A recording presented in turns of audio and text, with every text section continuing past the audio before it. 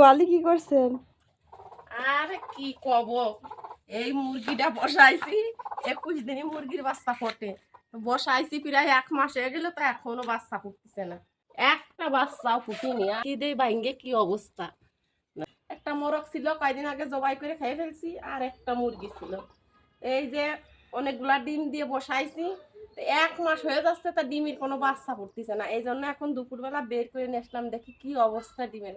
এ তো লাইট দিয়ে দেখতেছি যে এর ভিতর মানে বাচ্চা আছে কিনা।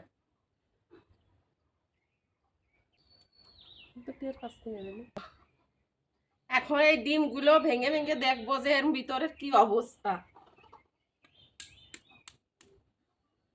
ডিম এরকম বা হয়েছে, আল্লাহ একটা বাচ্চাও নেই। এ তো ডিমগুলো কিন্তু ভালোই রয়েছে, নষ্ট হয়নি। এই যে কুসুম আস্তে আস্তে রয়েছে, একটা বাচ্চাও নাই ফুটিয়ে না। সব ডিমগুলো এখন এই যে ভেঙে ভেঙে দেখতেছি কি অবস্থা। কি করলাম, এই আমার কপাল মানসির, আমার কপালটাই ভালো না সত্যি।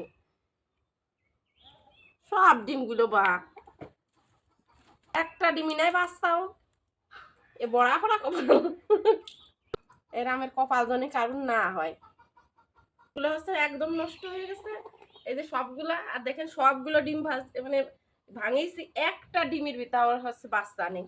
তো এই যে যেগুলো হচ্ছে ভালো ভালো ডিম, সেগুলো হচ্ছে বাটিতে যে রেখে দিচ্ছি, এগুলো হচ্ছে মরিচ পেঁয়াজ জিরা বেটে এগুলো হচ্ছে ভাজি করবো এই ডিম।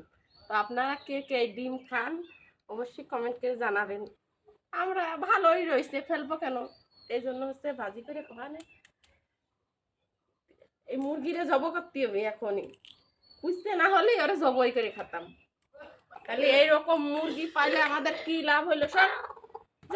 কার কার সাথে এরকম অবস্থা হয় অবশ্যই কমেন্ট করে জানাবেন।